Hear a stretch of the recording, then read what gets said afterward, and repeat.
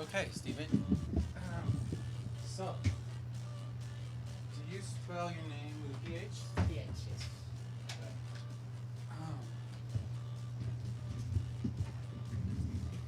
And what is new with you? I know you're going to the high school races now, and you're the Corba representative at these races.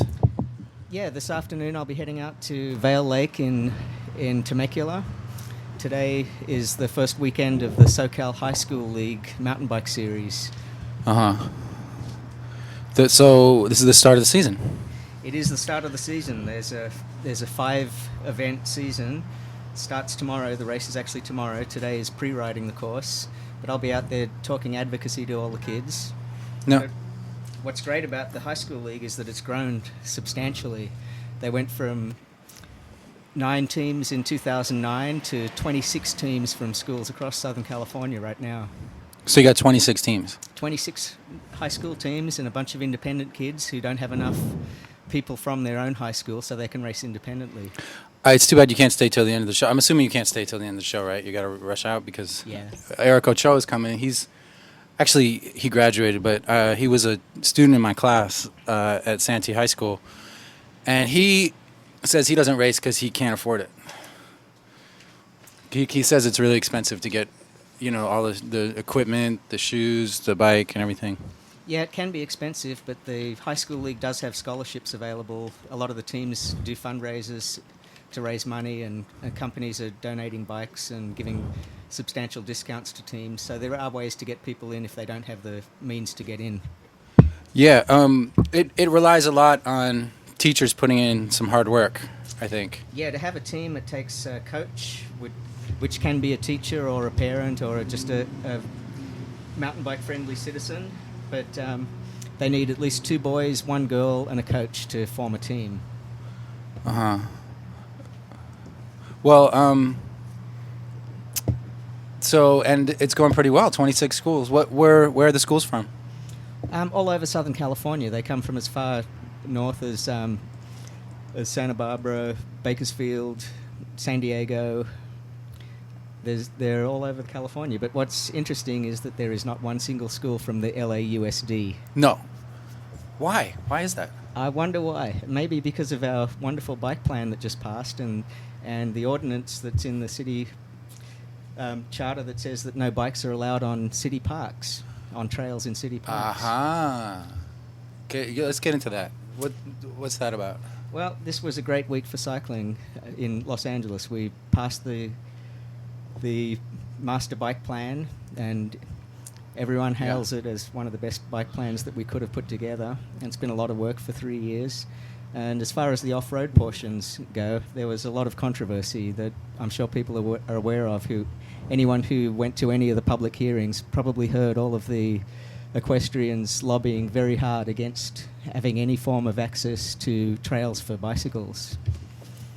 Yeah, tell me about that. What's the mentality behind that, please? Well, they claim that mountain biking is dangerous, and they make these claims that there was one claim at the city council hearing that said that mountain bikes jump out of the bushes on them and that they're dangerous with their 150-pound machines. So a lot of it's misinformation, a lot of it's fear-mongering, and they don't really understand what mountain biking is about. Now, of course, there are people out there who are behaving irresponsibly on trails, but that's a very small minority. There's also irresponsible hikers who cut switchbacks, and there's irresponsible equestrians who go out after the rain and put ankle-breaking divots into the trail tread and things like that. Yeah, it seems to be equestrians versus mountain bikers, right? It is. That's the majority, yes. And a lot of it centers around Griffith Park. But Griffith Park is just one park out of many in Los Angeles, and there's plenty of other places where there are very few equestrians where bikes could be introduced without it causing any conflict. So they think mountain bikes jump out of the bushes at them. That's one of the claims. If anyone's interested in hearing the actual proceedings from the City Council, we have them embedded on Corba's website, so you can actually watch the entire LA City Council hearing. Yeah, that sounds good. So Corba is, the website is... It's corbamtb.com. And if you click on the news section, you'll see the LA City Council story, and on that page is embedded the entire proceedings from the City Council hearing last Tuesday. Okay. So you are sort of in favor of the overall bike plan then, yes? Oh yes, I'm a bike commuter. I spend as much time on pavement as road. I don't drive a car unless I'm leaving town, and the road portions of the bike plan are wonderful. Now, the great thing about it is that it has an implementation strategy and a team, and there's oversight, there's reporting. There's a lot more in this plan that has been added that didn't exist in the previous plan. So we're going to have, in a few minutes, we're going to have Alexis Lance from LACBC call in. Do you guys work with LACBC? Does Corba? Yeah, we have a very good relationship with the LACBC. They were very supportive of our position on the mountain bike issues, but they let us take the lead on it because they have a much bigger concern and a much bigger area to cover, but they were fully supportive of our positions. Now, what's the scene with that? You know, I talked to Tom LaBonge, who's, you know, he's a big cycle advocate, and they actually invited me into his office to do an interview for BikeTalk, and I asked him, you know, since his district is Griffith Park, what he felt about mountain bikers versus equestrians, and he was like the equestrians because they're, I forget what it is, but they're very big in his district and very much in. They're very organised and active in his district. One of the things that happened at the hearings on Tuesday was that the equestrians were still lobbying hard to get the off-road components, sections, policies 3.3 and 3.4 taken out of the bike plan. So they came to a compromise. LaBonge and Ed Reyes put together an amendment, and that amendment was passed as a motion, but it was enough to placate the equestrians and enough to move the bike plan through and get it approved unanimously. What was the 3.4 and the other one? Well, the original policy 3.3.5 stated that to continue the existing off-road bicycle trail and analyse and explore opportunities for additional off-road bicycle facilities. So basically what they were calling for is a study of the possibility. But the amendment was added to that and continue to abide by LAMC section 63.44 B16. Any proposal to consider the use of mountain bikes on city park trails must first be thoroughly reviewed and analysed by the Board of Recreation and Parks and its staff. Okay. So that amendment was enough to make the equestrians happy with the plan because there were going to be no surprises to rec and parks, but it also made it so that gave us the tool to get it through and get it passed and not have it delayed. But what's ironic about it is that amendment really doesn't add much to it because that would have been the procedure anyway. Right, of course. It's like continue to follow the rules until continue to changed. Follow the rules, and we're working to grant objections to that LAMC section 63.44. And in that section, it does state that mountain bikes can be allowed on trails if designated for that use. So it doesn't close off any opportunities to us. It just puts in writing what would have happened anyway. We're talking to Stephen Messer of Corba, the Concerned Organization... Concerned Off-Road Bicyclists Association. Concerned Off-Road Bicyclists Association. It's a mouthful, yeah. And what else do you guys do? You have this great mountain bike series for schools. Well, that's not us. That's the SoCal High School League. We're a supporter of that, and we work with them on advocacy issues. And I'm actually going out to talk to all the kids about advocacy and the importance of contributing to trail work and just stewardship of our open spaces. And but we actually have a kids program. We have a youth adventures program where we take inner city kids from Los Angeles and take them out into the mountains. We have a fleet of bicycles. We put them on there and give them an outdoor experience that they wouldn't be able to get otherwise. And we have to bus the kids from LA to the Santa Monica Mountains because we can't take them locally, and that limits the amount of impact we can have and how many kids we can handle. So let's say somebody wants to help your program, donations or time. Corba's a 501c3 nonprofit, so you can make a donation. You can support us by just joining and becoming a member. Another program that just launched this year is we have the Corba Kids Club. So we have parents and kids as young as There's 2 and 3 coming out. The parents are towing them in trailers, or the kids are bringing their own little 16-inch bikes. And the next ride is actually tomorrow, Sunday, March 6th, out at Malibu Creek State Park. So you have to have a parent and a kid to come out, but it's a great opportunity for parents with young kids who want to get into the outdoors on bicycles. Okay, great. So, and what else do you got today? There was something else that you were talking about in the Santa Monica Mountains, perhaps? Yeah, Corba goes back a long way. We go back to 1987 when Corba was first formed, and that was we were formed as a result of the closure of trails in the Santa Monica Mountains to bicycles. And as far back as 1989, we worked with the state. When did that happen? I'm sorry. 1989. Same year that the Berlin Wall came down. Yeah, so it was a long time ago. Sorry. And we've been working with the Santa Monica Mountains and the state park system out there to try and get bicycles access to more trails. So we've had these requests pending for many years. And recently, we re-requested those trails to be opened. And finally, this year, we've actually got some action. And the state knows that there's a problem with changing the designation of trails. There's a haphazard way that it's been happening around the state, where the district superintendent was the one who made the decision whether to open a trail or not. And there was no objective analysis to see if it was feasible or if it was compatible with the use. And now that process is in place and it's being put to the test out in the Santa Monica Mountains. We have 2 trails out there, the Yearling Trail and the Lookout Trail, that the state has done a detailed analysis of and has determined that they can be made compatible with bicycles and opened up. So we had our first public hearing and the first step in that process just last week. It does seem amazing, and I'm sure not a lot of people even know that mountain bikes they're banned from the entire Santa Monica Mountains. No, there are some trails, but it's a very disproportionate allocation of trails. There's equestrians are less than 10%, probably closer to 5 or 6% of the users in the Santa Monica Mountains, but they have access to over 90% of the trails. That's interesting. And equestrians are basically, people who have, that's animal slavery right there. Some people think of it that way, but yeah, it's.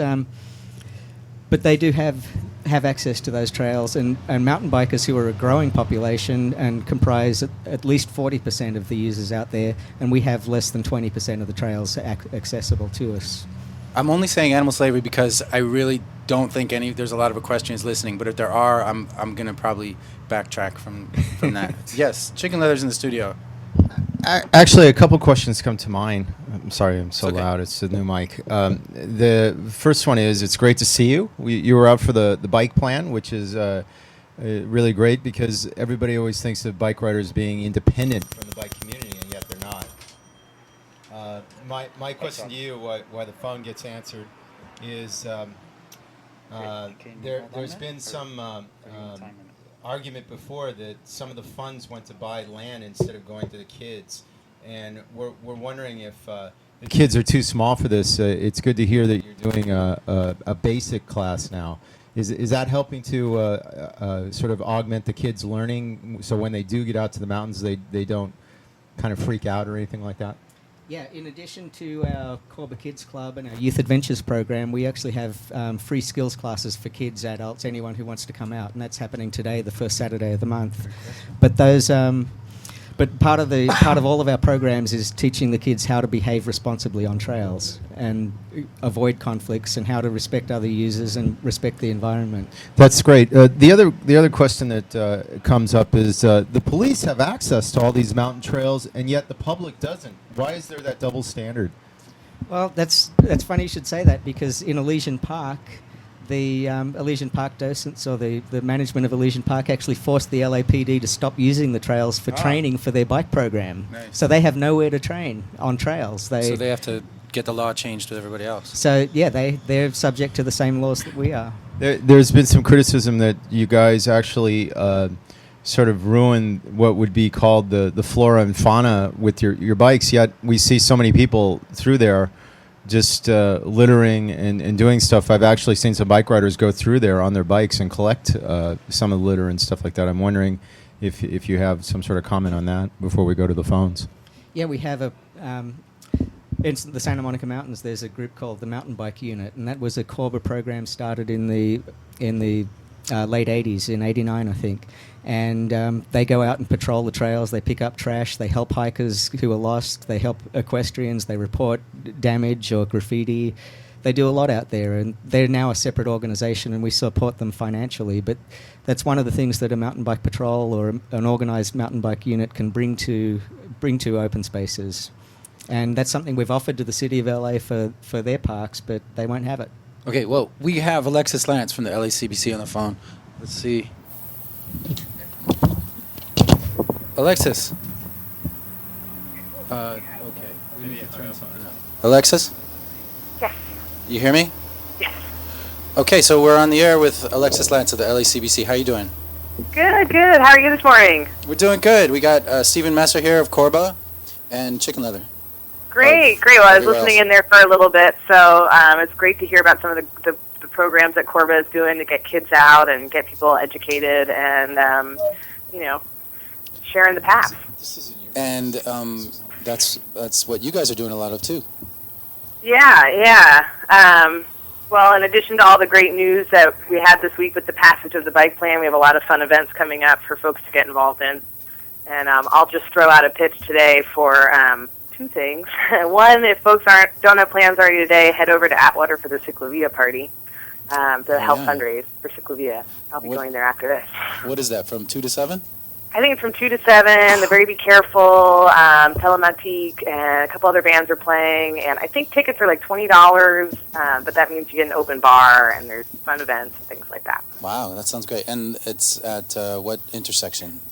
That's a good question. I should probably know what I'm saying before I start pitching, but I can look it up. I'll look it up and I'll tell us at the end. Well, it's a Facebook invite, and it would be under Ciclovia Party, maybe? Yeah, I think it's something like that. Good Magazine, Ciclovia Fundraiser. Okay. But before we just pass by the bike plan, what do you think about that? I mean, that's pretty historic, right? Yeah, it's pretty exciting. I mean, this is the most comprehensive and visionary plan the City of LA has ever had for bicycles. I think we're all pretty much aware it's over 1,600 miles of bikeways that they've dedicated. So, if and when we implement all of those, it will really have transformed the streets of Los Angeles. In the meantime, we're going to be focusing on just over 200 miles for the first 5 years to implement. And I went to the BPIT meeting after the bike plan was passed on Tuesday, and we already are starting to talk about how we're going to go about doing, how the city and the advocates and the community can get involved in doing outreach and engaging communities around the projects that the city is prioritizing first. And much of that, the great thing about the bike plan is it sets a metric for deciding projects. So it becomes a citywide priority instead of sort of just based on council district desire or priorities there. But it still takes into account the district. So if the priorities are based on need, which is the rate of low-income people in a community or along a stretch of that roadway. Because what we see in Los Angeles is that the majority of people who are, not majority, but many of the people who are out biking and stuff are doing so because it's the only way they can get around. And we really want to prioritize the neighborhoods that have had the least investment in bicycle infrastructure. And those are sort of our denser urban environments where the transit is already really good, and make sure that those people have safe connectivity. So that's one of the measurements, and then also just looking at closing gaps and creating a more of a network. And then once that list is developed, it sort of does go through the sort of council envelope, but it has a metric behind it that makes it so that it's not just favoritism projects here and there, and so that we're getting a hopefully a more holistic approach to getting bicycle infrastructure done, and it's a little less willy-nilly. So there were a lot of committee meetings, I imagine, leading up to this. A lot of consensing and a lot of different experts and advocates getting involved. Yeah, I mean, this is a whole community effort, and I really want to commend Claire Bowen and Jane Choi and Jordan Turner over at City Planning, because they really put in a lot of work to really take into account the community and what they were hearing from all the different bicycle advocates, and then also to take into account what DOT was saying and what the council districts were saying, and they really took in a lot of voices and transformed it into a really phenomenal plan that I think we are all looking forward to working on together. And it is, this was a community effort to get the plan to where it is today, one that's approved that we all support, and it's going to take a community effort to make it into a plan in reality. Take the plan and make it into reality. And Alexis, we really have to express our thanks to you, because the LACBC and your efforts also contributed a hell of a lot to this plan, and we're all appreciative of what the LACBC did for the plan as well. Thanks, Steve. Thanks. Yeah, I mean, this is, it's been a lot of voices, but we were working on this for a long time, and we're glad to see that it's passed. It was a lot. So now the hard work begins. Yep, it was a lot of public hearings, and having people come out and get involved is what's most important. We need to get more people out as the process goes forward and get them involved in making sure that it actually happens. Exactly. This is where we're going to need a lot of champions on the neighborhood level. It's going to be less so at city. I mean, it may still end up being meetings at council, but a lot of it is going to be folks going to their neighborhood councils to help educate and support projects in the plan, and working with their council members to help educate their communities and better educate their council members too. I mean, a lot of council members are really supportive, and it's going to be, I think, a little bit easier, but there's still a lot of council members that we have to sort of educate about the benefits that better bicycle infrastructure can have for their communities and their neighborhoods and the local economy. So there's a lot of work we're going to need to do out on the streets to get people on board of implementing this plan. This is Chicken Leather Alexis, and I think I got the name right finally after the mess. Anyway, one of the things that we saw was that the EPA came out for a ride a couple weeks ago when you talk about getting local politicians involved, and there were some in that area that were involved. So I have to say that some of them are on board. It's, like you say, swaying the other ones. And one of the questions I'm asking now is, it seems topical because gas, I'm looking across the street, is $4 a gallon, $4 plus. And I'm wondering if once gas either subsides or the social networks start toppling governments, if we're going to go back to our same kind of mindset. The question is it just something why the gas rates are high to do, or is it something that we can sort of depend on our civic leaders to do all the time? I think we need to depend on our civic leaders to do this all the time and make it so that gas price now or later, regardless, this is a priority, just because gas prices are going to continue to rise, even if they drop down a little bit again. It's a gradual uptick as we're running low on oil as a world. So, and I think, things will change too, just because of the amount of new technology that's coming out to make cleaner cars and all those things. So we have this sort of, I think this is a really good window of opportunity, just because of the fact that as gas prices go higher, less people are driving and more people are looking at alternatives. And it's a good opportunity to try and move fast, to take advantage of the fact that there's less congestion in some ways, and then also that there's people that are more open to doing things. Because if we can catch people now in this sort of transition period, then hopefully we can continue to influence their behavior. They'll stick with bicycling to get to transit or to work or to school. But, I think there is other reasons, just other than the cost, which is our public health, that's really important, because the public health issue is one where I think, and I don't have the numbers 100 right, but we spend something like $260 billion a year as a country on health issues as a nation, and through like Medicaid and Medicare and sort of reactive health instead of proactive health. And creating better infrastructure for biking and walking can really help be a proactive method towards improving our collective public health. And so I think as we look as an economy and we have limited budgets, this is a really great way that doesn't cost a lot of money, that we can start trying to influence the behavior of our communities and get people to live healthier lifestyles. I'm really glad you brought that up, Alexis, because one thing about cycling that works in mountain biking and in road cycling, commuting, is that it's something you can do from a very young age. Like there's kids out there, 4 or 5 years old on bicycles getting exercise, and there's people in their 70s and 80s still riding and being healthy, and it's a lifelong sport that we can encourage and promote. Yeah, exactly. And it's such a great way to get around and to be more part of your community. You know, I think with people on bicycles, well, in Los Angeles we take some really long trips. I think a lot of people, there's a lot of short trips that we can do that make us more part of our community, to our local stores, the library, and when you're out on a bicycle, you're saying hi to people, and I don't know, I'm always having little conversations with, like, people on motorcycles. And, like, you know, when you're at the corner talking to someone about the stickers on your bicycle or something like that, I always comment. So it's kind of fun. It's absolutely the best way to see a city, and from my perspective, the best way to see the open spaces too. You can cover a lot more ground on a trail on a bicycle than you can on a horse or hiking. Yeah. So getting out. Well, I'll have to come out and mountain bike with you because it totally scares me. So I'm going to need to take one of your training classes. Yep, we have the free skills clinics the first Saturday of every month. So come on out. Okay, let's back that up just a second. Chicken leather here. What's the fear? Are you fearing that a big SUV mountain trail car from one of these commercials is going to come down, or? It's the downhill. You know, even when I'm on my bike in the city, I brake a lot going downhill. And I don't, you know, I used to ski when I was a kid, and I've had some bad run-ins with skiing, and so I'm just a little scary going down mountain hills. I think what you need is instead of a mountain course, you need a braking course, or the lack of it. There's some guys I know. I don't think they've used their brakes in God knows how many years.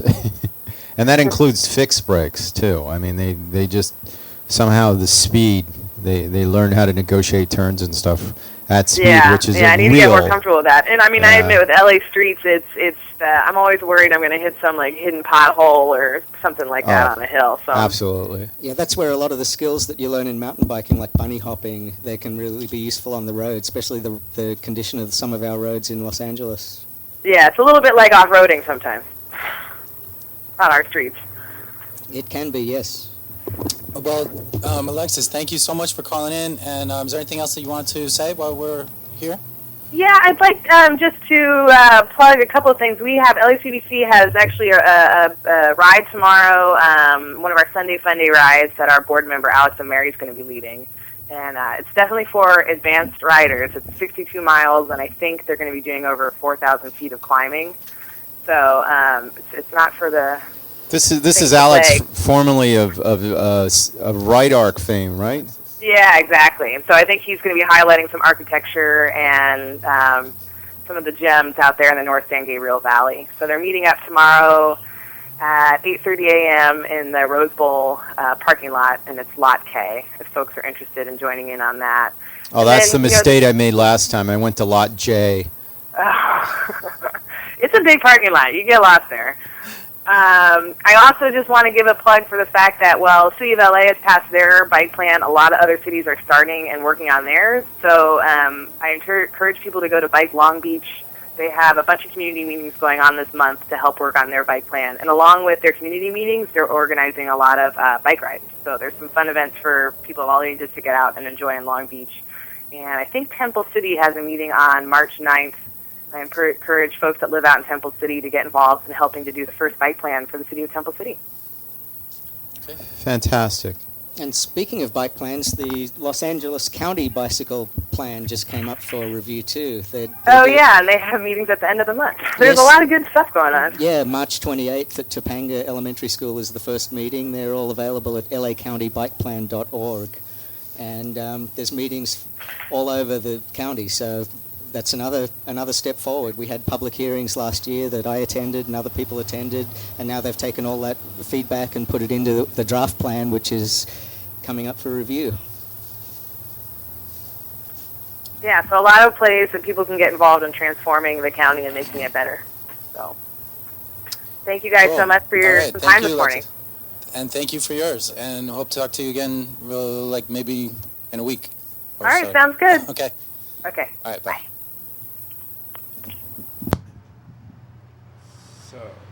Yeah. Now, Chicken Leather, you brought up something about SUVs coming down the trail and things like that. It's funny because everybody always says that I should be fearful of cars on the road, yet I've seen more cars on mountain roads lately.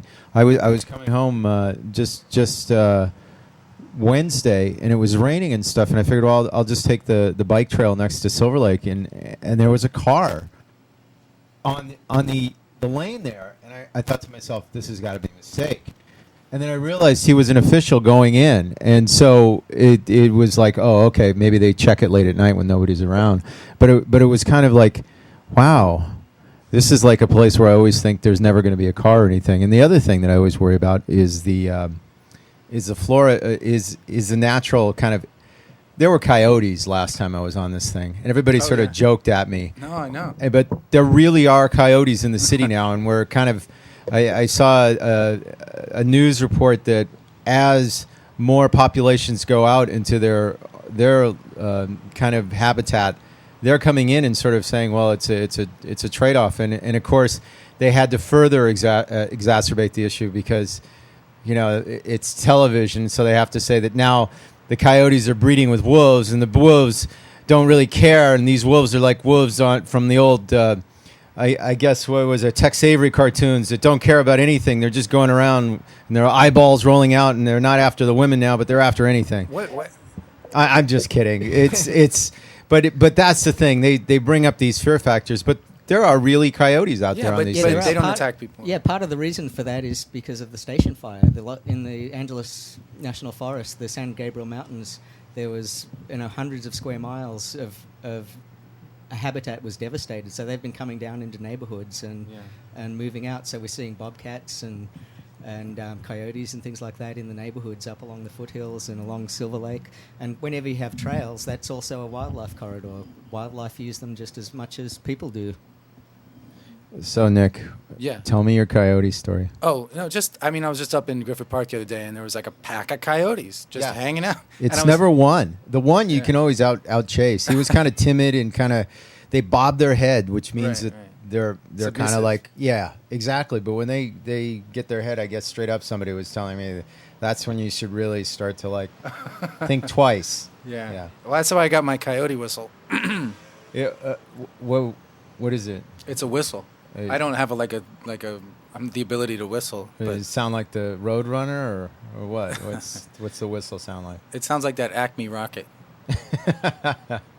Well, we kid about it because we've been so enculturated by media to think that these coyotes are friendly and they're stupid and they have to do all these things. But quite honestly, just with the Acme speed. Dynamite. Yeah, just the speed and the Acme Dynamite is enough to make me think twice. And that's when downhill skills really come in handy. You try to get over that next ridge and get away from it. Well, they got those rocket-powered skates. I don't know how you get away from a coyote, really, except if it wasn't for them always messing up. Yeah. All right, I'm done with the coyote jokes. All right, we're done with that. But anyway, back to vehicles on the trails. Yeah, Sorry. a lot of the fire roads that they're actually service roads. They go up to antennas and transmission facilities and power lines, and so there's vehicles out there using them. And it's ironic that bicycles aren't allowed on the ones in Los Angeles. I'm thinking of the famous one up here, the Nike Air Base, where they have all the Cold War stuff in Topanga.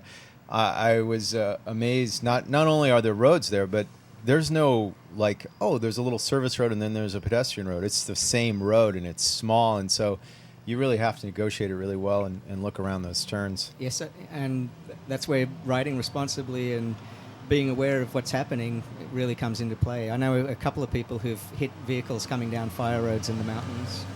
But something else that's happening that's of note is that the Department of Justice has a new law that's going into effect on March 15th that states that any other powered mobility device can be used by a disabled person to access a trail.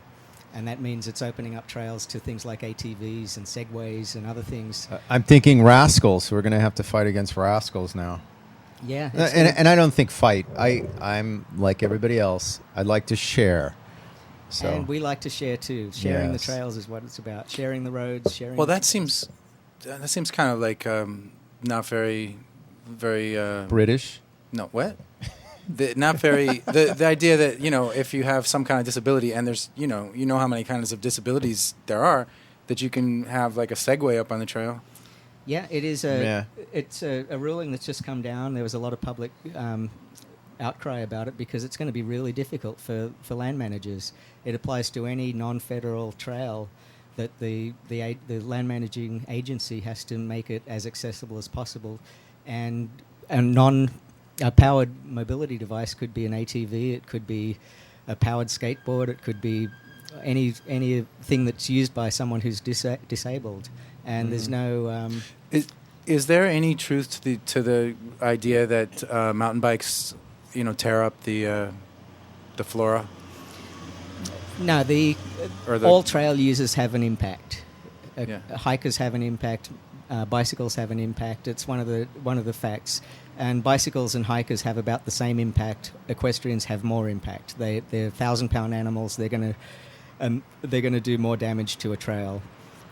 I'm thinking on trails too that are normally they've already been sort of what do they call it, blazed, where they're hardened dirt, and even after it rains, it's still hardened. Most of them, they may get a little muddy, but these are the ones where there's nothing growing on it. We're not advocating people going out and sort of off-roading a bike through like 12-foot weeds or something, or I'm thinking protected. One of a kind heirloom kind of plants here native to California, but I would think it'd be okay to go on a normal trail that people walk or is pounded down by vehicles or something.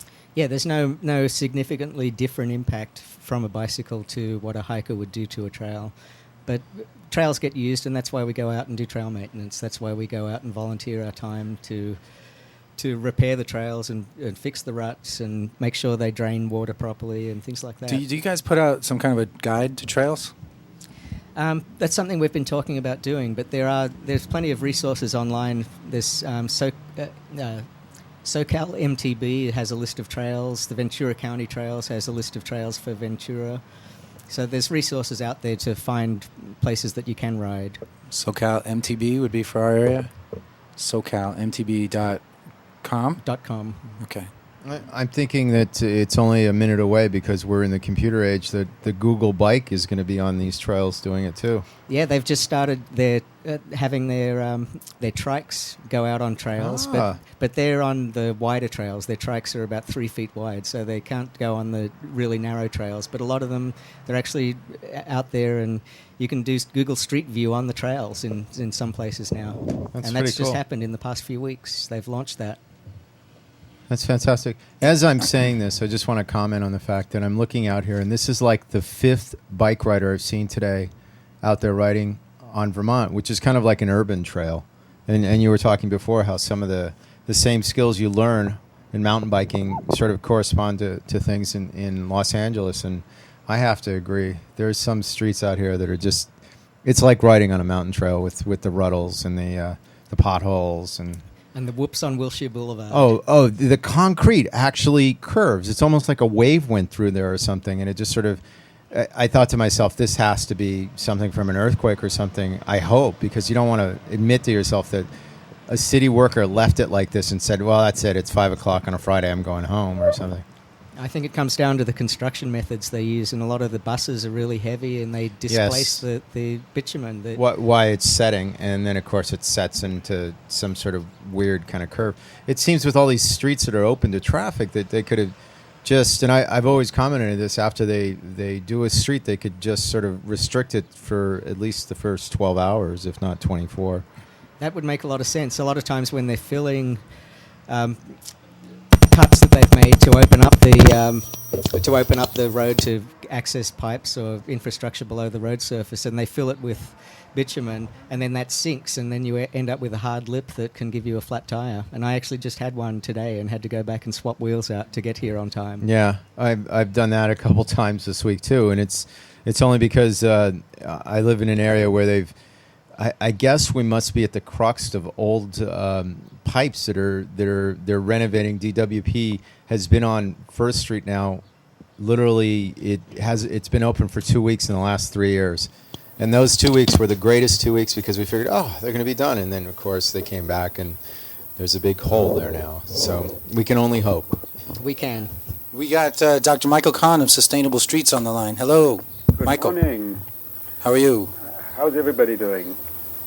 I'm good. A lovely day. I think we're good. And do you know Michael Kahn from LACBC, Sustainable Streets. Yeah, we have met. I've been out to UCLA for a couple of rides out there, and I've seen you out there, Michael.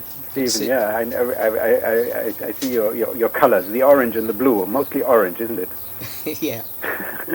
Is that your color? How's your programs going with the schools? You wanted to set up some league at the schools. How's that going? Our Youth Adventures program is ongoing. Every month we get kids out into the mountains. It's a great thing. Is it based at a particular school, or how is it based? The Youth Adventures program that we run is inner city kids, and usually with neighborhood groups, and we organize it with them and take them out to the Santa Monica Mountains. So it's not in which Los neighborhood Angeles. group are you working with there? I'm not sure. I'm not on the committee that handles that, but there's more information on the CorbettMTB.com website. Good. Yeah, it's important to get the kids into the schools and their bikes into schools, and there's a lot of potential there, isn't there? Yeah. And I almost did it when I was at a high school, but it takes some coordinating. Mike, you do programs in Santa Monica with trying to get kids and actually sort of turn around the school board out there to let kids use their bikes again. Are you having any success? Yeah, we had a series of, the Santa Monica School District had a series of Bike It Day events, which were student organized and were very successful, Bike It and Walk It Day. And we're now talking to a couple of teachers with the idea of putting in bike clubs at the middle schools. There's some Safe Routes to School funding which is coming in, and which some of it is dedicated for education and encouragement programs. That is very important. So these are the avenues in which you can engage the schools, but there's also oftentimes there's parents who are very interested in it and would like to come forward. I just find it sometimes you work with the teachers, and probably these poor teachers are overloaded with well-meaning parents, well-intentioned parents who want to change their school a little bit here and there, and it's very hard to find a teacher who can really put the time on the line and go with you a little bit, you know, because it's important to institutionalize these programs in schools, and if you don't have the teachers really taking up and playing the ball, then it's difficult. Yeah, we were talking earlier about the high school mountain bike league, their season is starting today, and one of the things that's happening with that is if there isn't a teacher available, some of the parents or even just local concerned citizens who want to help the kids out are becoming coaches, and the high school league has a coaches program where they have to go through training and background checks and things like that, but then they can organize the kids, and it's all about being a club and getting kids out there exercising and competing in a healthy way. And in a healthy way and in a sustainable way, and properly it should be run by the school, but maybe in a preliminary time scale, the volunteers can kind of set it up and get it started. But the whole school discussion is very complicated, and the teachers are working probably too much and have many other things to look after, and we bring our good ideas, and they just don't have the time, you know, they're not. And the schools are not funded sufficiently to look after these things. So that's why the volunteers need to run with it, I guess. Or maybe the Safe Routes to School funding can come in and can do some good work there. Yeah. Has Spoke had any success getting things like infrastructure, like bike racks, back in schools again? With the schools, we had a resolution adopted by the school district which specified that bike parking should be improved, but don't ask me what has been done. I don't think much has been done, really. No, it hasn't. So these are always, you know, you put a lot of time in there, and then you think it may go by itself, but more emails are necessary. It's a never-ending job, and it's kind of tiring. And there are sometimes there are the events when you have a great success with a LA bike plan, but it's never time to lay back and relax, probably, in this field. We always have to push. And yes. With all the frustration that you have, I mean, this is what I wanted to share with you a little bit in the political mentality. You know, we're kind of struggling against the car-dominated landscape here. and it feels oftentimes like a futile project. And you think you can never really ever change anything, and it's just the mentality and the culture and this and that, And I had a little experience now with my unicycle, and I wanted to interpret this as a little bit of a political experience. Does any one of you ride a unicycle? I've tried it, but I have no sense of balance. This is chicken leather. I have many friends who are into mountain unicycling, and they do some pretty amazing stuff on the mountain trails. I know somebody who went over the Alps with a group on unicycles. Hopefully still on the wheel, not head first, right? Yeah. It's an amazing thing, and it's you look at this thing, maybe particularly as a cyclist, and you can just not imagine how you could possibly stand up on this and stay up on this, and you give it a try and another try, and I got one for Christmas, and it took me 3 months, and now I think I'm getting slowly there, and I can do a few yards on it, and the interesting thing is, how does it happen that you can do it? What is the barrier? What is the barrier? And it's really a kind of mental barrier. You just can't imagine that it's possible that you could stay upright on a thing which can fall in all directions, forwards, backwards, sideways. There's no stability, and still you kind of stand on it. And that mental barrier that it can't be possible, when you then see that you can actually ride on it, then you've overcome that barrier. And that's a little bit what's happening in the political realm, isn't it? Where we on the one hand, we wake up in the morning and say, oh, there's so many cars and nothing can be done against it. And then the bike master plan is being adopted, and some good news comes around, and then you understand that some of these barriers are kind of mental, and just a kind of a lack of optimism or something. I don't know. Anyhow, That's a great I recommend analogy. the unicycle to anyone who has a bit of time to spend and to exercise on it, and to ingrain and get a bodily realization of what can be achieved with. There's one they have like two just hanging out at Orange 20 Bikes that they let me ride, and once in a while I take it for like a few feet spin. Yeah, it's fun. Yeah. So, can you give us the ABCs of unicycling really quickly here, Mike? Or am I going to just keep on having to fall on my face? I think the ABC. What was the first thing? You just sat on I it? hang on to railing. We have a balcony in our building here on the roof, and that has a railing, and I was hanging on to the railing and was doing this balancing act and hanging on with my hands around the railing. But the point is that you need to think of it as a dynamic balance. It's not really about balance, but it's about dynamic balance, and that means that your feet are holding you up. And the other thing that I found really kind of revelatory is, as you turn the pedals, you give the whole device a little bit of a push, and the saddle turns right and left a little bit with every revolution of the pedal.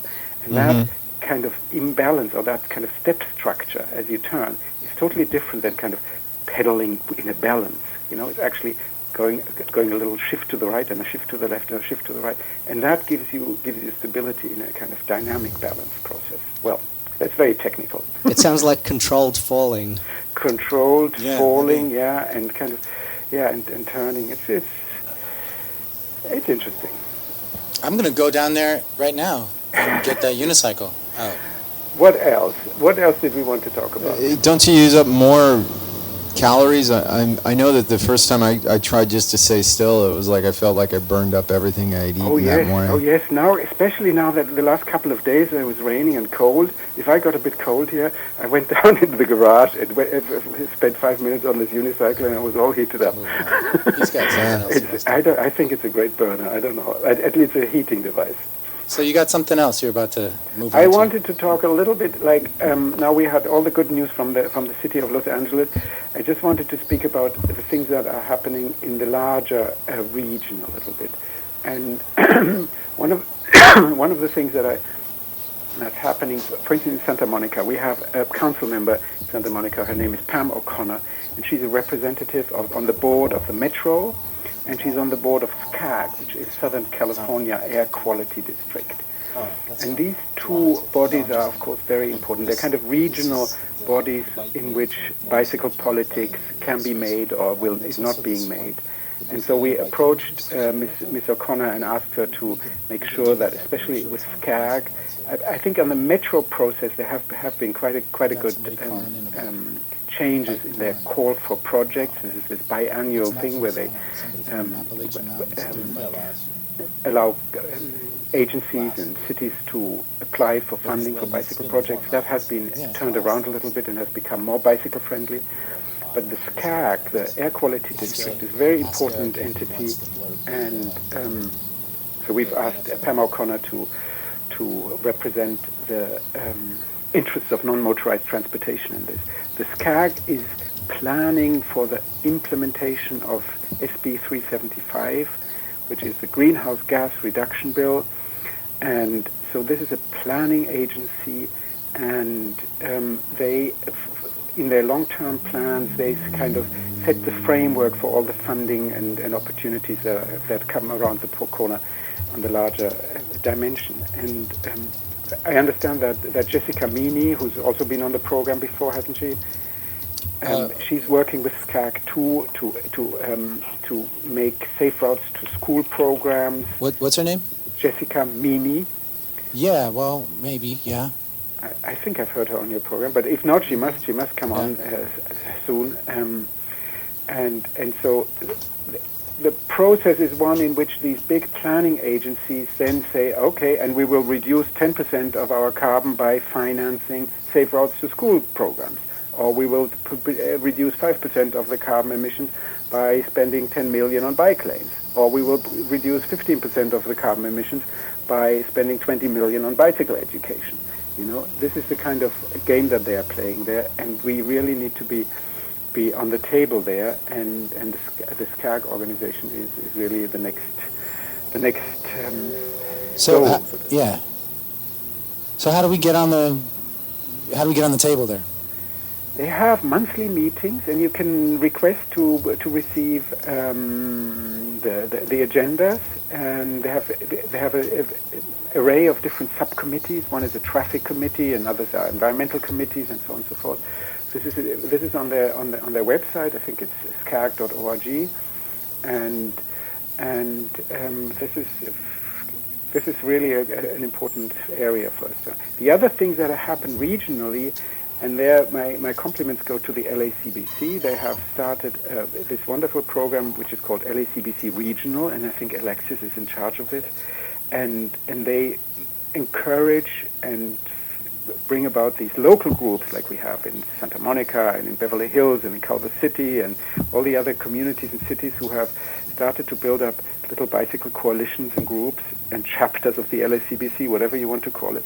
And the LACBC is wonderfully supporting them and educating them, and that's really a powerful tool now and really worth their while. There's another area where we could get more involved. One particular is called the West Side Council of Governments. Have you heard about that? What's it called? West Side Council of Governments. No, I have never heard that. You have. You see, these are the things we need to talk about more. You know? These are again regional groups. This West Side Council of Governments has again Santa Monica, Culver City, North Hollywood, Beverly Hills, and Los Angeles. Yes, I believe so. And so they have their monthly meetings and offer lunch at their meetings. And one of the upcoming meetings on Thursday, they will be talking about bicycle connectivity issues and possibly a unification of riding on sidewalk laws, because people ride in one city and then they cross a city border and suddenly they find themselves to be liable to be ticketed, especially in Santa Monica. And this is an important issue, an ongoing issue. Can you repeat again what that meeting is going to be, Mike? This meeting is from the West Side Council of Governments. It's taking place on Thursday, the 10th, and this meeting is in Culver City. And the website, I will put it on the Facebook thing and put the link up there on the Facebook for everybody to see. Okay, that's really great. So it's just important to keep these regional players in everybody's mind, and because these are often overlooked. You know, we like to work locally, but on the larger scale, there are funding opportunities and planning necessities, which we all need to be educated about. Yeah, absolutely. The one comment I always like is they're doing all these things and they're always touting electric cars and everything else, and yet there's this bicycle in front of you that last I remember you don't put gas into it, and everybody seems to be going. No, and I'm getting to the corner just as fast as the Hummer, and we're waiting at the same stoplight, and I'm just wondering, when is somebody going to wake up and say, hey, maybe this technology will get us out of this mess? But nobody's really said that except myself, and they think I'm a terrorist anyway because I'm on a bike. So we'll just skip to the next issue. Yeah. Well, Mike, we want to thank you for calling in, and we'll try and keep that up. Is Spoke having a meeting soon? That's the one I think that you're involved with. Yes, I'm involved with Spoke, and we are planning some kind of a public meeting. We had a little steering committee meeting last week, and we have another one on the 14th, which is a little bit not really a public meeting, but everybody is welcome to attend. We haven't set a place for that yet, but if you want to find out about our work, it's on smspoke.org.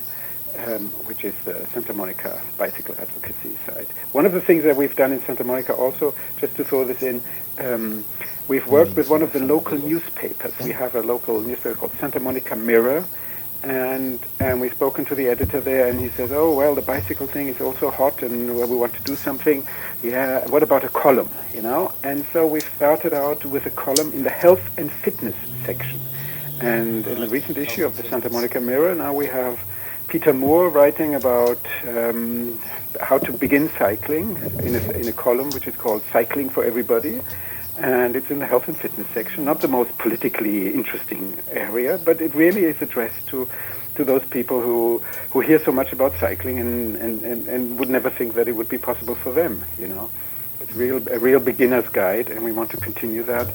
And that kind of publicity in the local newspapers is probably a good way to get the local politicians in the city councils interested in what is happening, because they look out for what's happening in the newspapers.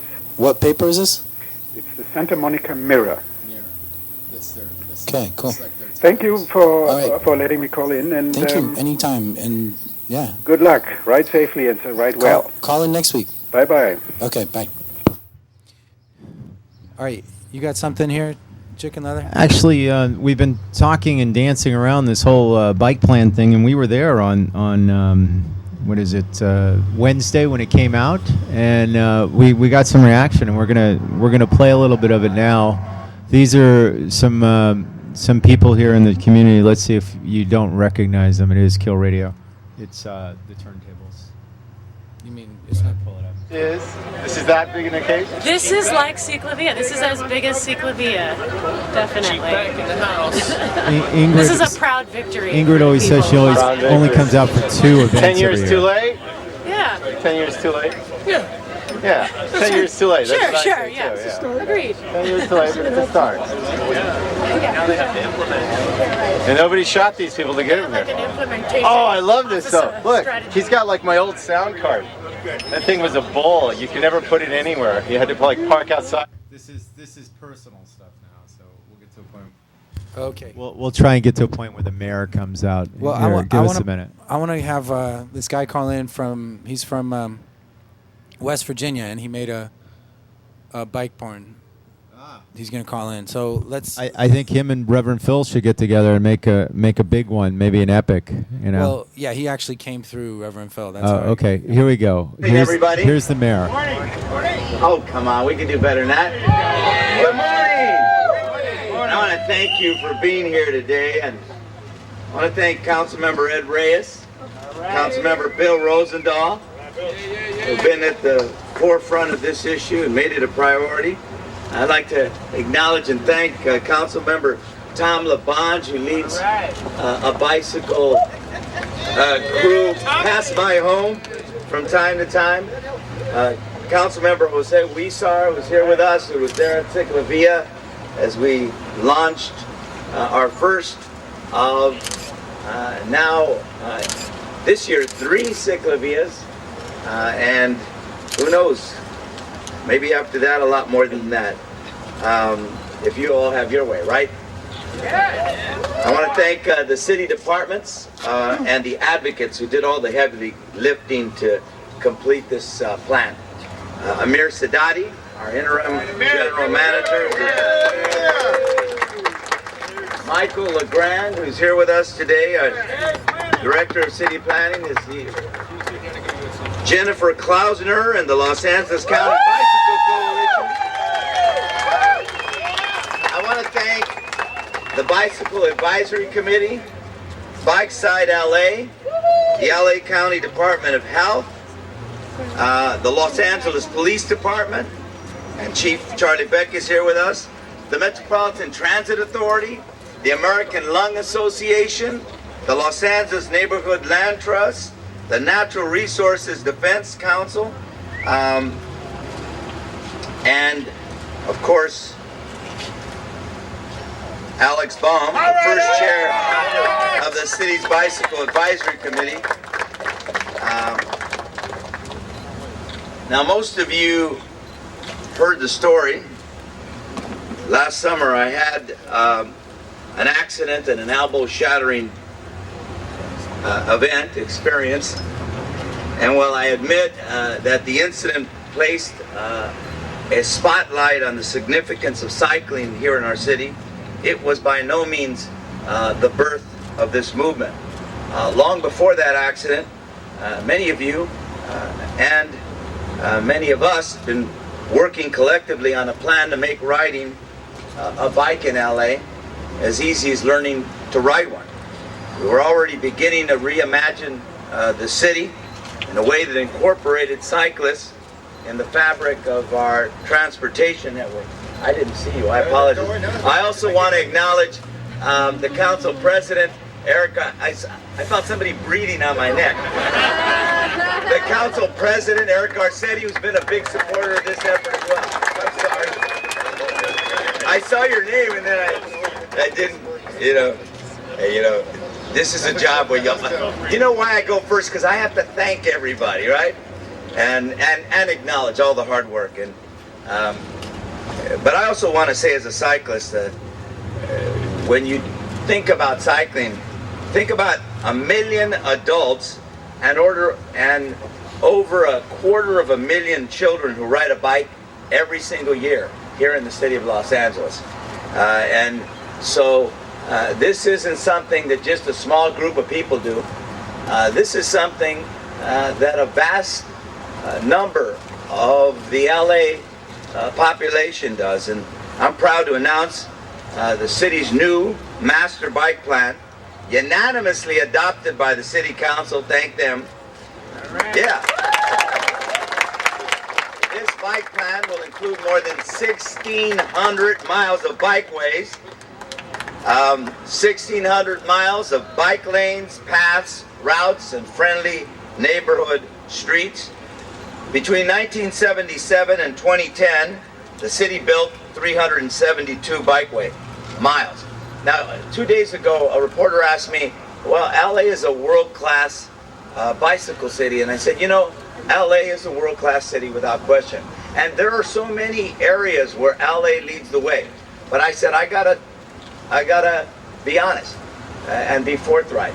LA has not led the way in terms of becoming a bicycle-friendly city, in terms of really focusing our efforts in transforming the city from just the single passenger automobile city to a city where we share the road, to a city where we have bicycles and cars and pedestrians sharing the road, in a city where we're working hard to create the arterial bike lanes so that people can get from the main places in this city to their homes. And so 372 miles over 32 years is it was not something to brag about. But with the new master bike plan, we're now primed to build. And by the way, that 372 miles over 32 years was about 8 to 12 miles a year that we built. With a new master bike plan, we're now primed to build 40 miles a year. That's more than 4 times as many miles per year. This than is the year mayor, before. and as the mayor gets another applause, we're going to go to, I guess, Basically, we're trying to get to the next speaker here, because he talked for a while, and we'll be playing more of this later on. Talk is still cheap tonight. Here's Ed Reyes talking about the bike plan. Thank you for all your sacrifices, bringing this tonight. A bicycle plan in Los Angeles. Who would have thought it? I remember the 1990s, those early days, Mr. Baum would be in council. He'd be advocating for the bicycles. He was a lone voice. And now look at us today in 2011. Because of your hard work, because of your advocacy, your passion, your belief in our environment, your belief in our health, but more importantly, your belief in our future. So for that, I thank you. Give yourselves a big round of applause for all of your hard work. I want to thank my colleagues because they stepped up. We are talking about a cultural shift. We are talking about how we view ourselves as Angelinos as we get from point A to point B. We're talking about road diets. We're talking about creating lanes for bicycles. But just as important, we have a challenge ahead of us, folks. We need to convince the business community that this is a healthy business venture, that this is a venture that's going to allow us to create more businesses for our commercial corridors, for our commercial strips. We can increase our tax revenue base. We can make our streets cleaner. But just as significant, we can make ourselves healthier. As a father of 4 children, they're on the bikes all the time. My freshman, my junior, they're both freshman juniors in high school. My 20-year-old, they're out there on their bikes all the time. But I fear for them. As an 8-year-old, I was struck by a car on my bike. And I know what it means to suffer from a physical point of view, a financial point of view, and to see your parents in pain just hurts just as much. That's what we need to avoid. So I thank you on behalf of the children who are going to be safer. I thank you on behalf of all those who are going to realize how beautiful our neighborhoods are from the point of view of a bicycle, of a pedestrian. So as we complete, as they call it, our complete streets, wider sidewalks, road diets, bicycle lanes, greenways, you could say you're part of it, and thank you for making it happen. Congratulations.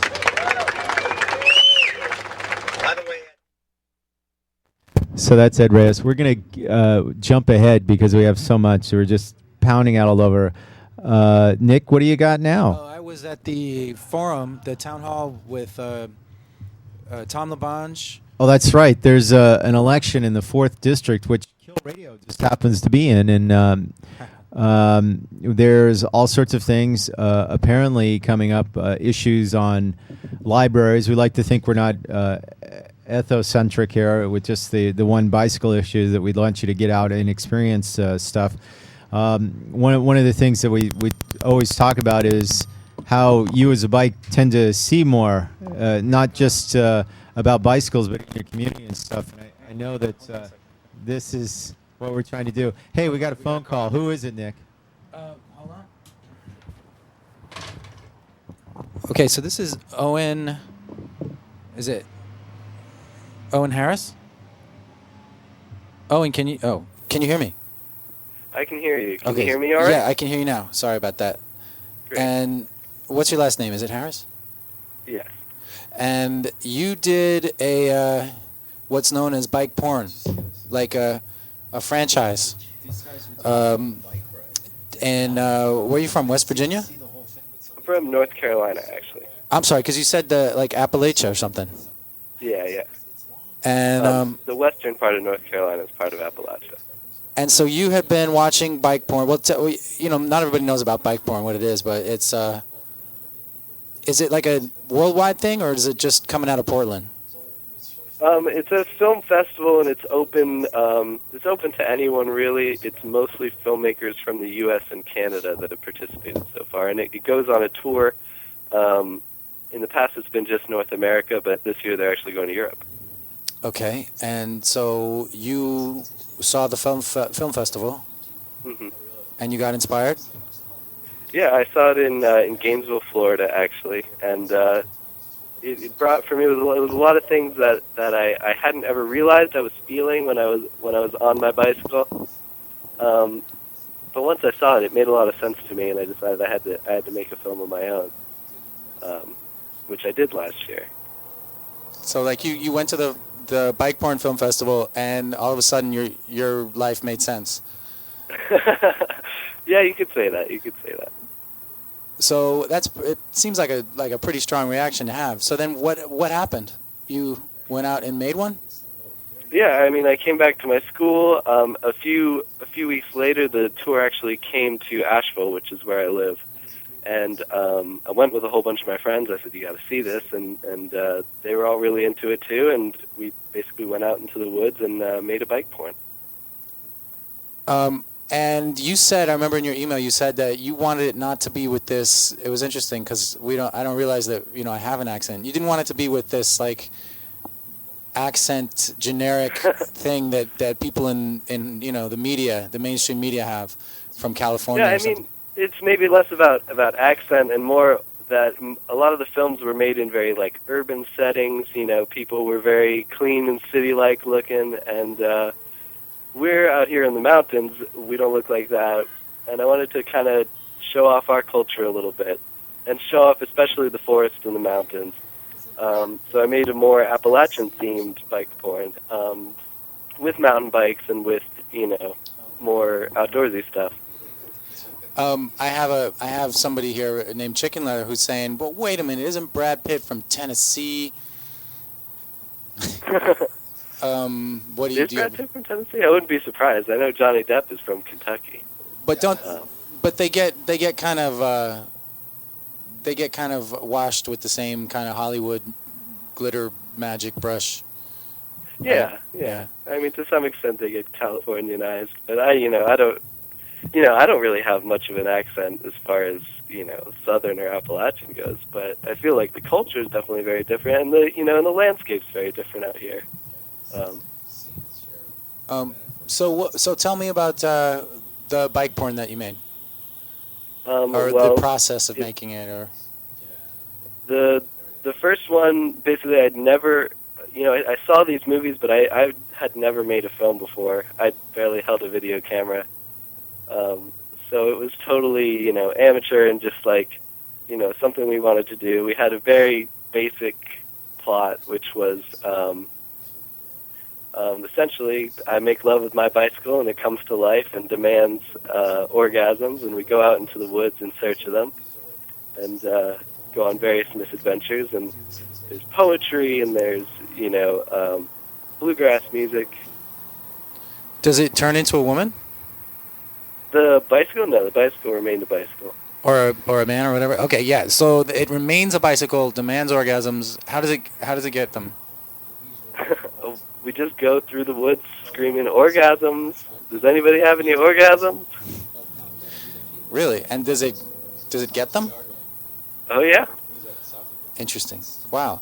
So, I mean, I thought bike porn when I first heard about it was just going to be bikes, but then it turned out to be actual porn. So, are your movies just about the bike? My movies are about bikes and people, and to some extent Appalachia. For instance, I'm making another one right now, which will be even more rooted in Appalachian culture. It's going to take place in a logging town. So you turned into a real filmmaker. Maybe. I don't know. Still feel very amateur. Well, real amateur filmmaker. So where are these available online? Are they? They're not available online. You can see a trailer at bikesmart.com, but we try not to put them on the internet because I don't want anything like that going viral, especially since none of us were paid to make these things.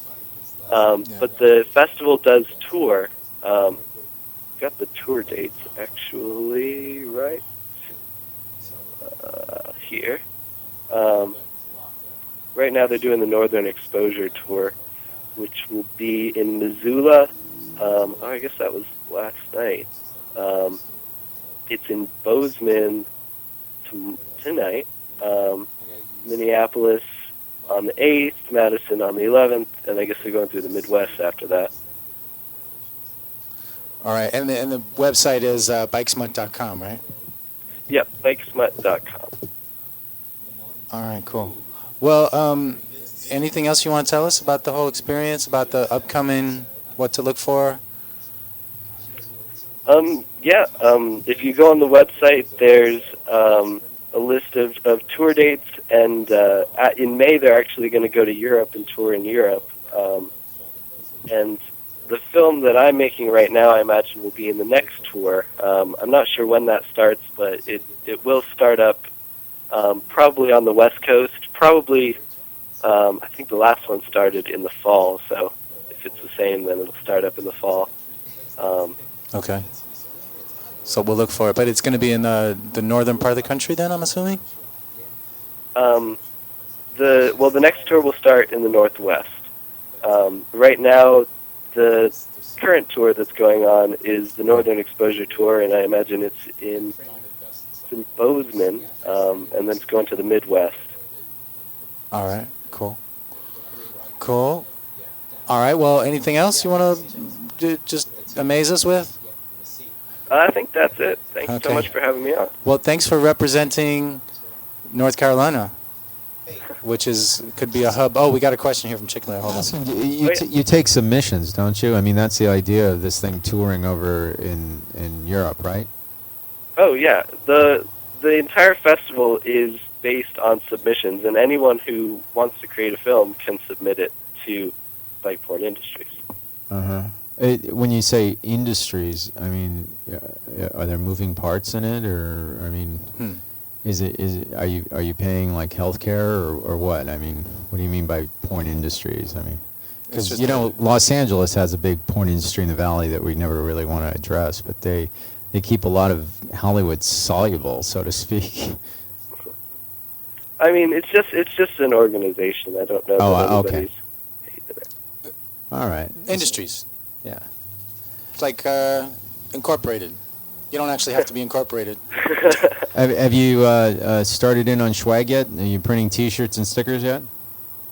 Yeah, they're making T-shirts and stickers. I'm not so much involved with that since I'm just a filmmaker, but they do have merch stuff at the screenings, but mostly the merchandise and sometimes there's like a cover cost for the screenings. It's to pay for the venues and to pay for the tour.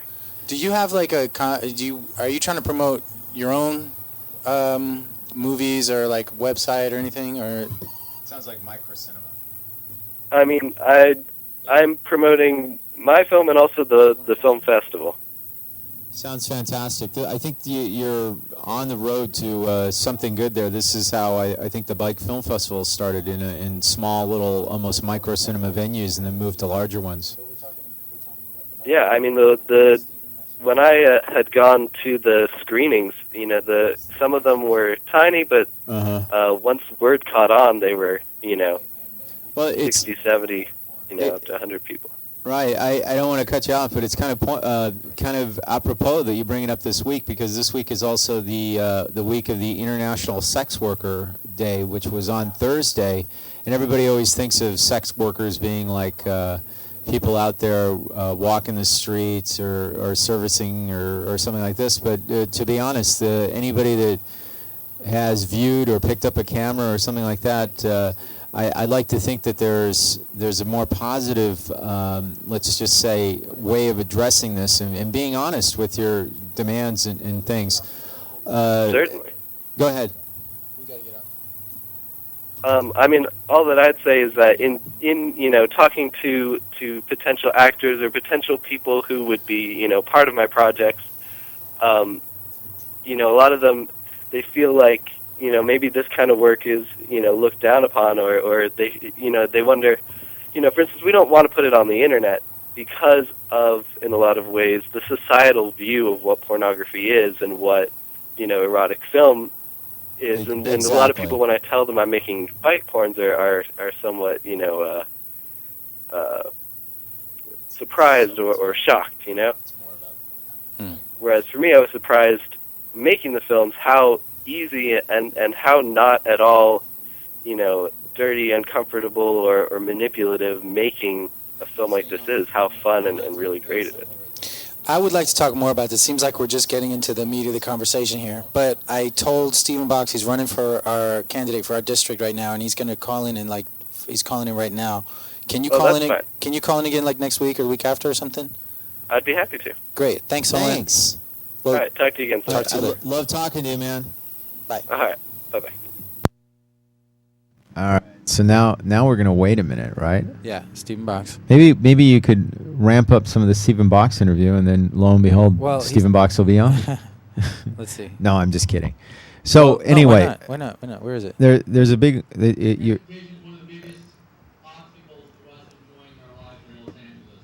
Oh.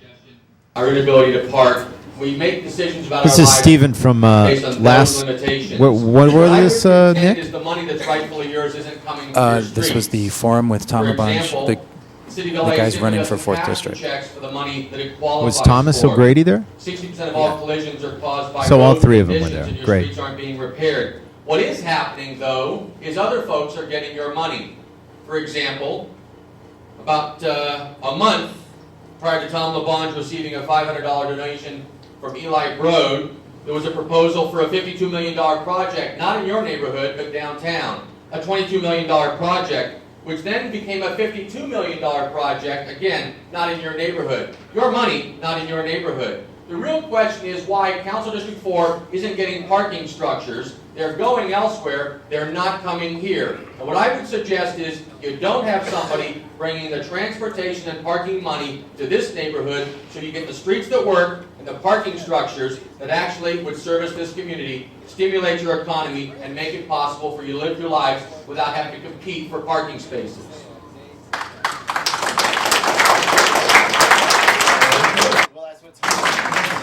If you all ask another question, this one. You have to get him saying that. Okay, so that was Tom LaBonge at the forum, and I'm sorry. That was Mr. Box. It was Mr. Box, but Stephen Box. He's the one that speaks English without the riddles, right? So anyway, these guys have been all over the media and stuff, and we were discussing just recently how much mudslinging there is, not on a par with like the 14th city district, but it's out there. I noticed that we're getting inundated. At least being here, even at Kill Radio, we've got a couple of mailers here. I can only imagine how many people are going to be sort of swayed and fooled. And we ask you, please, to look at some of the facts and some of the issues that they're actually discussing. You heard him talk about city council sort of waning away and wasting away some of the funds that they're supposed to be managing. And we really feel that this is an important thing, that these funds could be going to infrastructure. We heard the roads mentioned there, but some other things. And I think Nick is queuing up yet another clip here. I'm trying to find it. That's okay. As we await a call from the candidate himself to sort of chime in about these things. Well, it's been quite an eventful day, and I'm going to take this opportunity while he's scrolling to talk about an issue that's pretty close to my heart. I heard just on the street and then was able to fish this out about the Brazilian bike injuries that we heard so much about. I have a BBC report here that came through.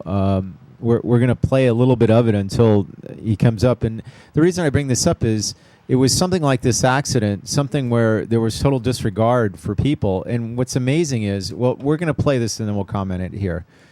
Kill Radio. Here's the accident as commented by the BBC. Would be attacked. The demonstration was part of a campaign to demand more respect for cyclists on the streets. The accused man says he accelerated in self-defense because cyclists were banging on his car and he feared he and his son would be attacked. The demonstration was part of a campaign to demand more respect for cyclists on the streets. So, as you can tell, there's a longer version of this, I guess, on YouTube that Steve has seen. Yeah, you can find it on YouTube, and it was a horrendous scene to see this car just plow through a group of critical mass riders down in in Brazil, and of our all hearts places. go out to them. Yeah, I think this is the kind of thing that spawns everybody to be an activist when you start seeing things like the car. I mean, obviously, if you get scared and you're a driver, please do not hit the gas pedal. I know they always say speed is life. You're not in the cockpit of an F-18. You're not in Charlie Sheen's brain. You really should react a little bit better than this and sort of say, hey, there's people all around me on bike. Why should I use my bike as a weapon? And in fact, I've voiced that to people when they sort of inch up to you while you're corking a lane or something. They sort of say, hey, when can we go? When can we go? And it's like, it's been 30 seconds.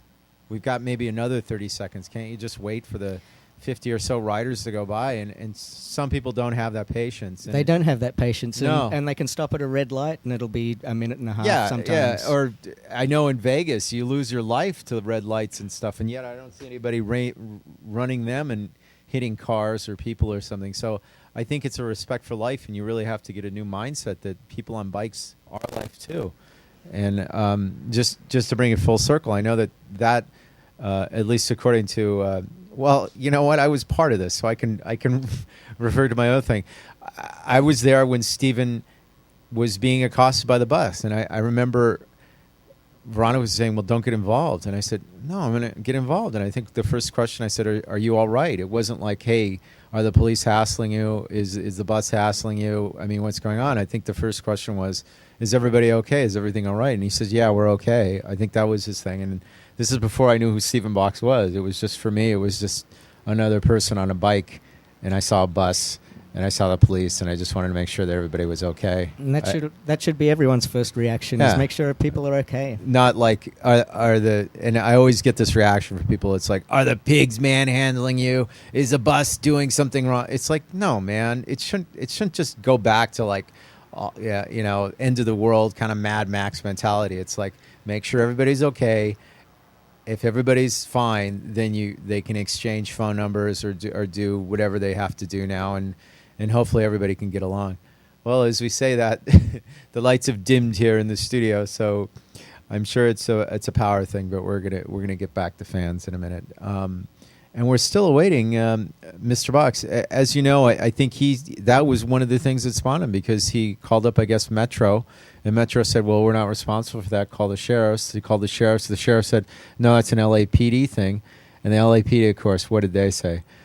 It's a sheriff thing. So it kind of went in a big circle, passing the buck. And it was good to see all these guys out there on Wednesday sort of saying, oh, we did this, and here's somebody else that did this, and isn't it all great? But when the shit hits the fan, nobody wants to take responsibility. It'd be fun if somebody would say, I'm responsible. I'm the guy that you want to call. I'm the guy you write the letters to. I'm the one that's doing this. And apparently Stephen has gotten to a point now where he's sort of navigated some of this malaise of city government, and in fact running to be part of it, which is he won't be the malaise.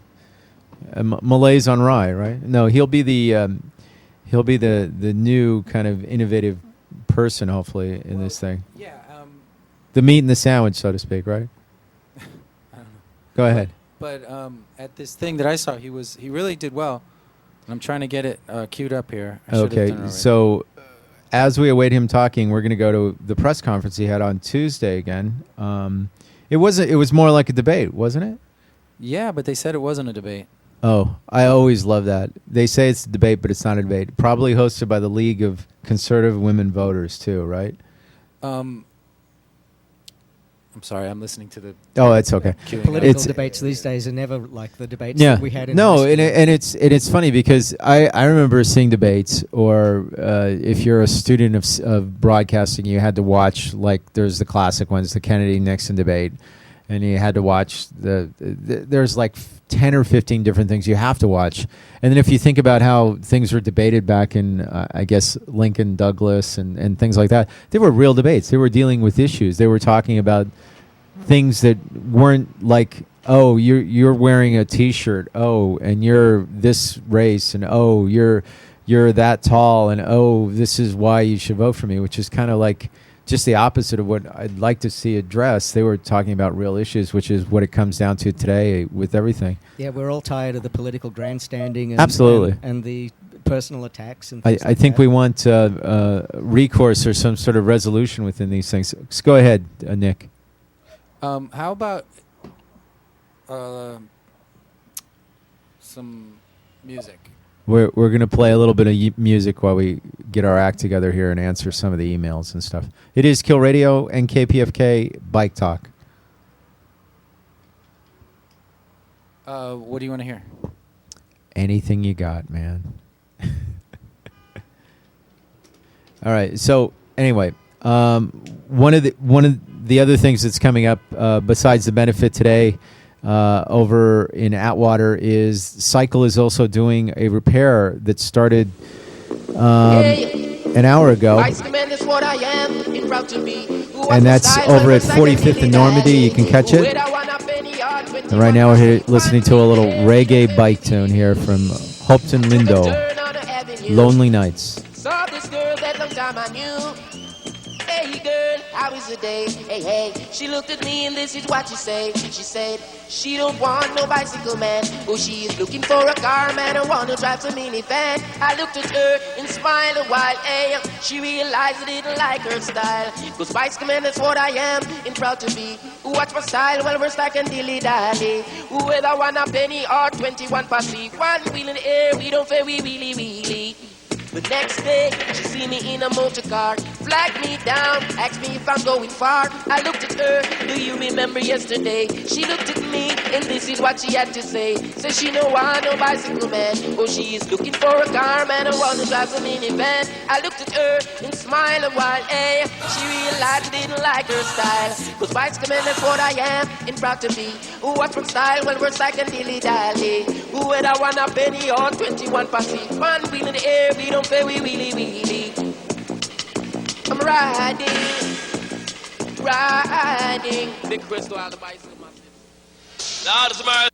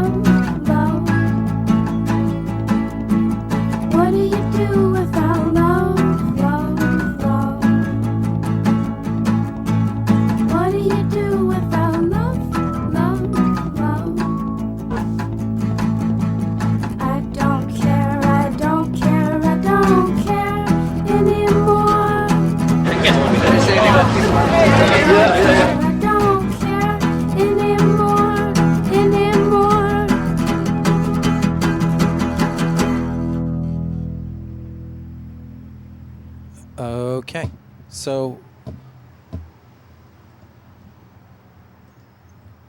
I have something here. Here it is. This Kill is Radio. Bike Talk.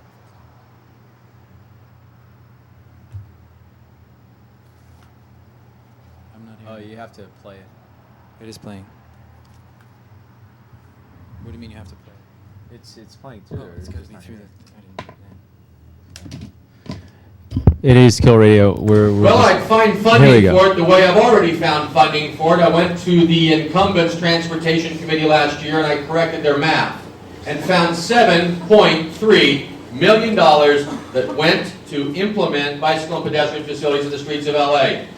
I've done this a few times because there's little, if any, oversight and accountability to the way we conduct business with your money.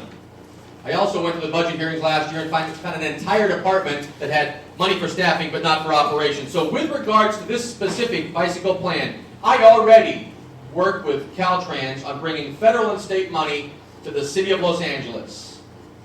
Checks we don't cash. So whether it's safe routes to school money for the small streets or highway safety improvement project money for the large streets, the city of LA qualifies for money and then gets disqualified from the process because it doesn't cash the check and actually engage in the business of developing that project. One of the reasons is we laid off all the people that do the work. Because when we had the furloughs and when we had the early retirements and when we forced people out of the city of LA, seniority meant that some people got to stay, the people who are actually doing the work had to leave. So we're top heavy, and as for actually spending the money to improve the streets, the money's there. The city of LA has a bad track record for spending it. And the evidence is Wilshire Boulevard. The money's been there for 3 years, and yet the city council still can't vote on what to do.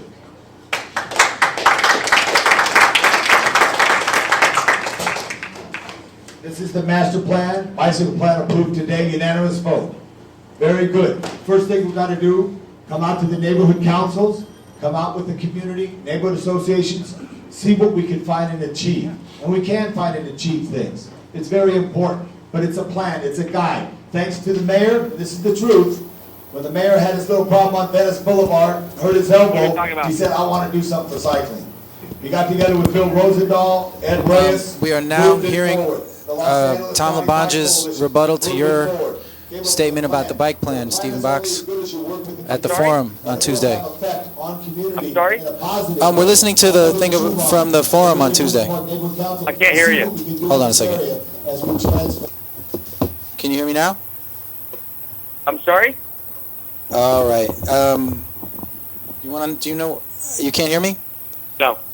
Can you? I mean, I heard you there. Oh, you can hear me now? Yeah, go ahead. Oh, we were just listening to your thing about the bike plan at the forum with from Tuesday at Marshall High School. Forum? Oh, at the Greater Griffith Park Neighborhood Council Candidates Forum? That's right. Yeah. So that went well. What's that? I thought that went well. Yeah, that was a great candidates forum. And did you get much feedback? People love the clothes. Did you see the Titanic video? No. Go to StephenBox.com. There's because your speech at the end. Do you want to recap that speech? How you said you compared everything to the Titanic? Well, one candidate, as the Titanic approaches the iceberg, would run to the bridge and cut the captain's salary in half and then throw half the crew overboard. And of course, Tom LaBonge would stand by and say, let's give the captain 4 more years. And we have a candidate stepped up that wants to grab the wheel and turn the ship around, because I strongly contend the City of LA is moving in the wrong direction. We can't afford 4 more years. I have it right here, actually. I'm going to play it. Okay. Do you want to hang on while we play it? Sure. I stand on stage with 2 gentlemen, one who does good work. Oh, hold on. The other gentleman has been around for 35 years.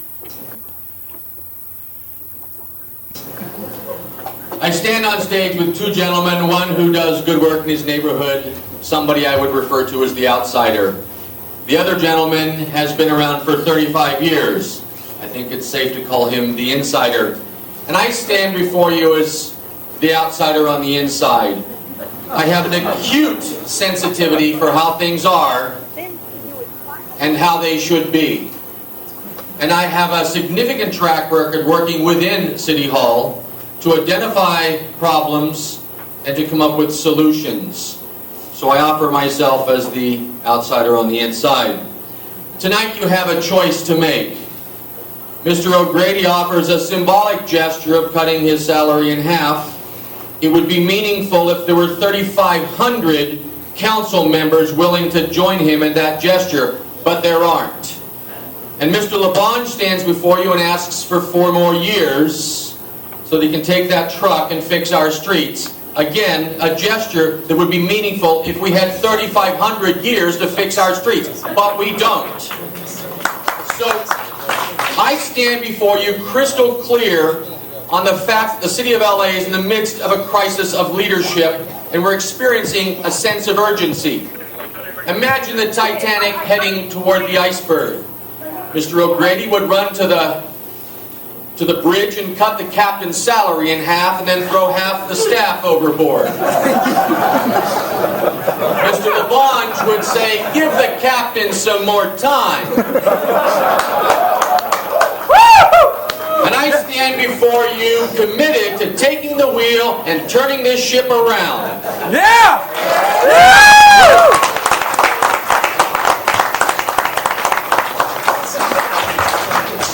Okay, well, Stephen, has the ship sunk? Are we still afloat? We're still afloat. Thank God. There's hope. On March 8th, y'all have a chance to step up and vote.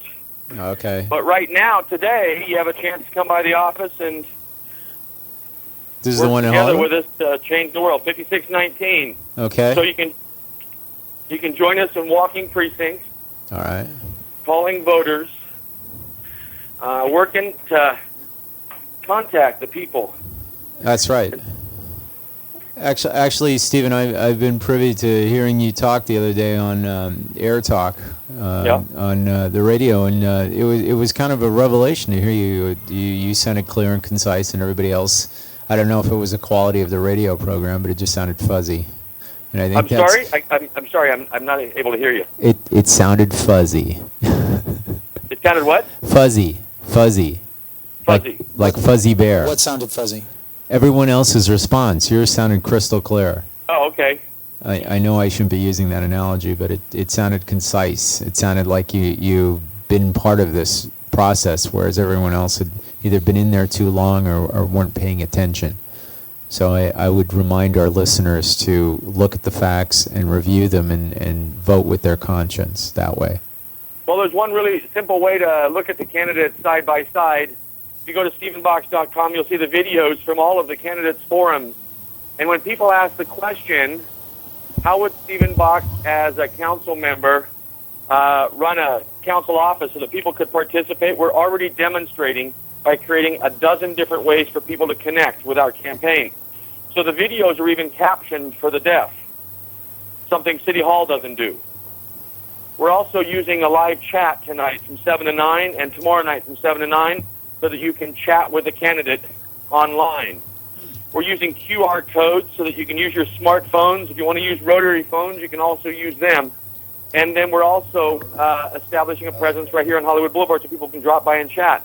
But most importantly, just take a look at the videos of the candidates' forums, including the ones where the incumbent simply failed to show up.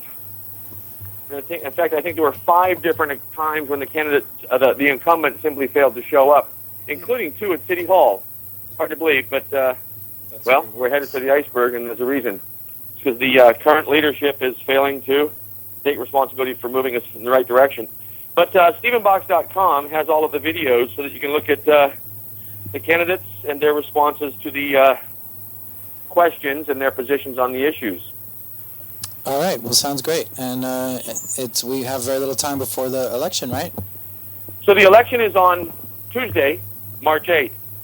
And the common wisdom in campaigns is to go after the high-propensity voters, the people that have voted a lot and are likely to vote, which is kind of a backhanded slap at the folks who haven't been participating. One of the reasons they haven't been participating is because there isn't a great sense of hope that there's much meaning in participating. But I assure you this is our opportunity to step up and to actually unseat an incumbent.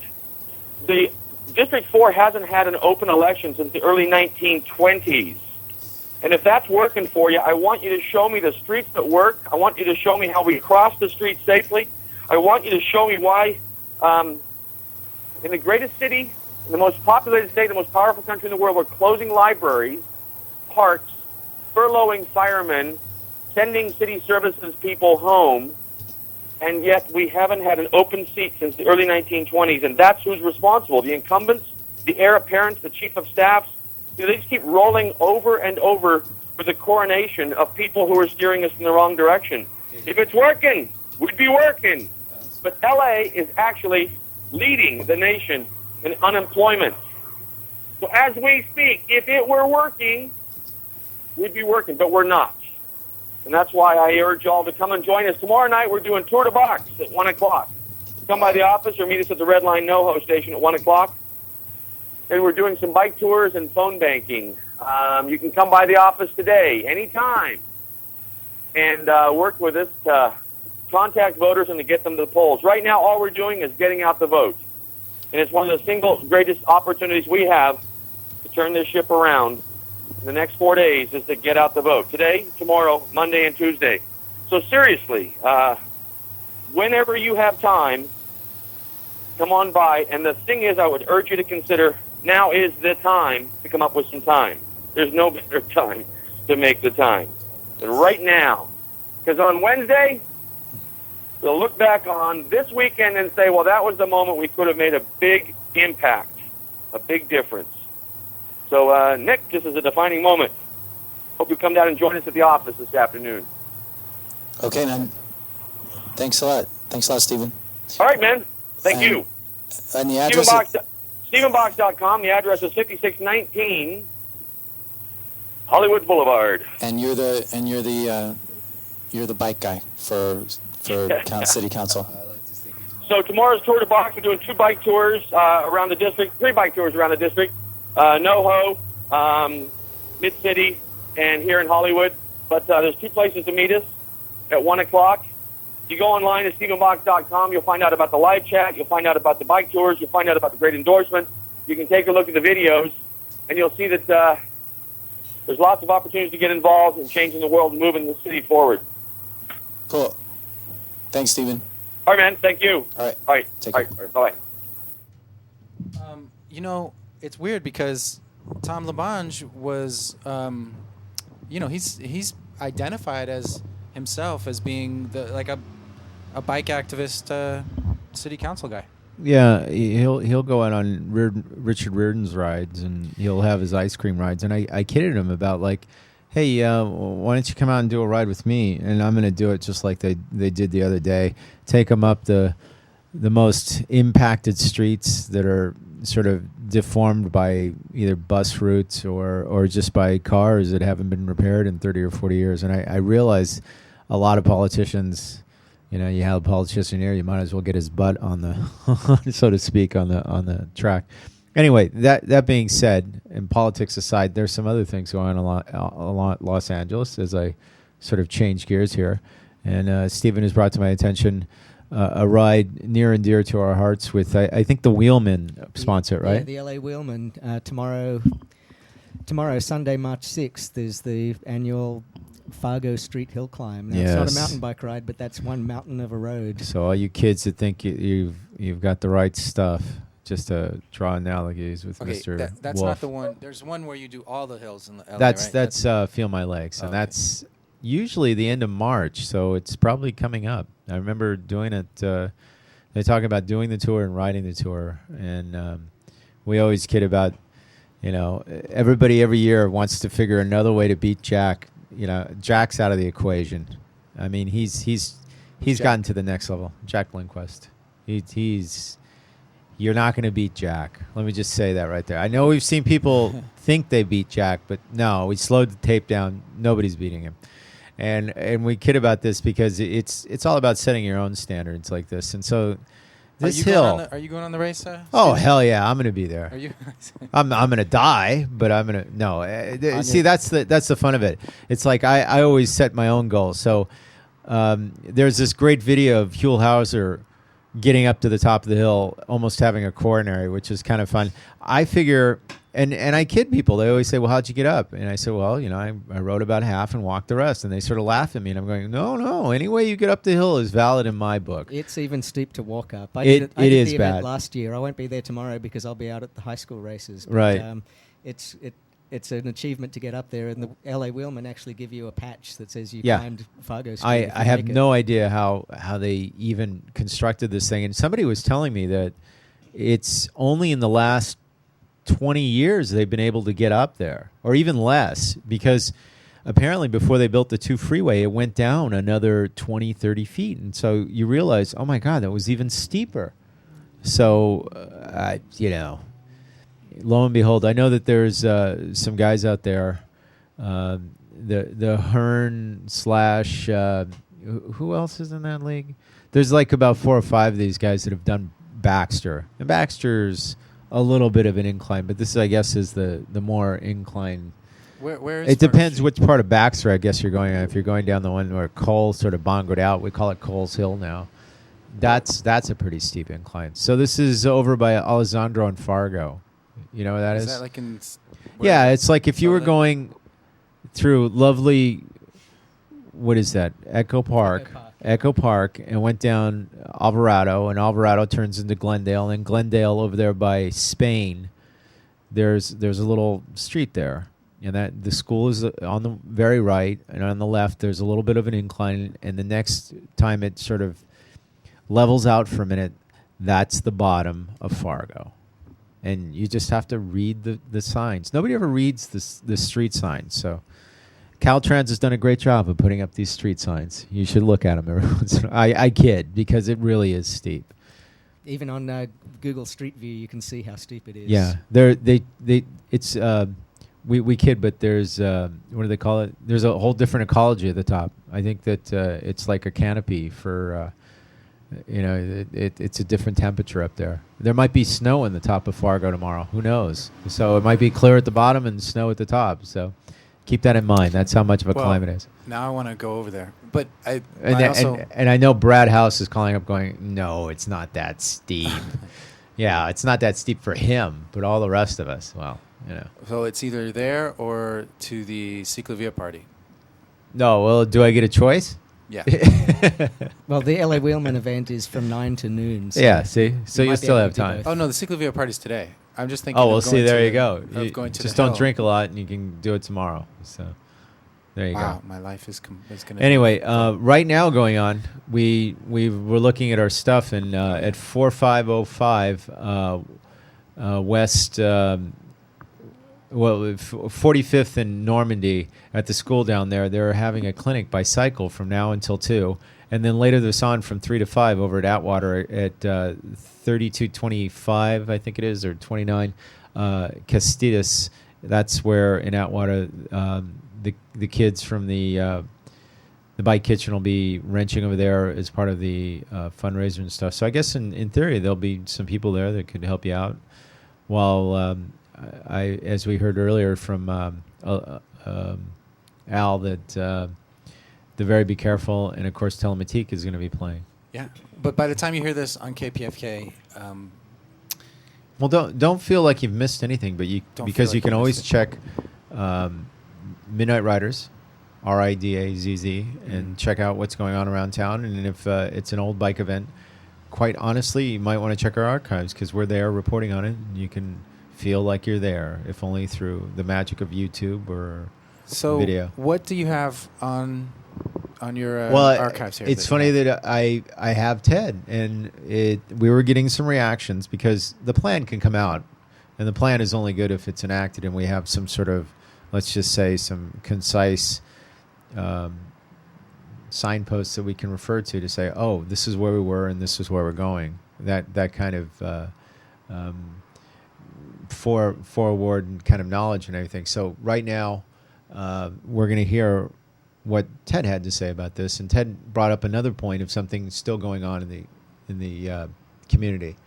And you're listening now to Bike Talk. Yeah. Next week, March 9th, they have the hearing on the Transportation Committee. First of its kind anywhere in the world. allows cyclists to protect themselves without having to rely on the police. That's pretty good. Now, where is that going to be happening? The hearings. Ah. All right. 10th floor. 10th floor. Okay, we'll try and get to that. He's pointing to City Hall. Because the fight's not over. It's kind of like opera. It ain't over until it's over. Or is that baseball? I can never tell. It hasn't started yet. We just came up to bat. Absolutely. I have to agree with you. All right. Hey, well, good to see you. Good to see you. I like how you. Oh, it's so safe. It's actually for a smaller phone, but this one just barely fits.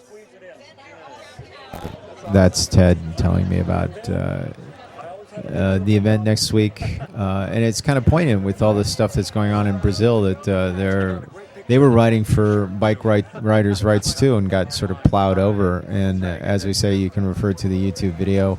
We picked it up on the BBC, but it's always kind of sad to see, and our feelings go out to all the people that got hurt down there at the event. We always hate to see cars run over anybody, let alone when they're coming out for bike rides and stuff.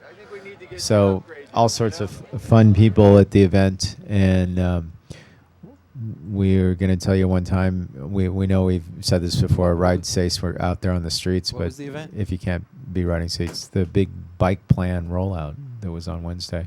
Oh, this is for harassment, and it's going to be happening on Wednesday down on the 10th floor at City Hall. They're going to be having some hearings in the Transportation Board. I think they meet at 2 in the afternoon, but you can check that. I'm sure it's going to be posted on the LACBC site or it's part of the calendar. So you can always check the LA.org calendar for the city, and it'll be posted, Transportation Board meeting. Okay, so we got 3 minutes and a phone call. And there's a phone call. Bike Talk. Hello. Hello, good morning. Good morning. How are you? How's it going? Hello? Hello, can you hear us? Hello, sir. I'm sorry. I think I'm having a problem with my line here. I can barely hear you.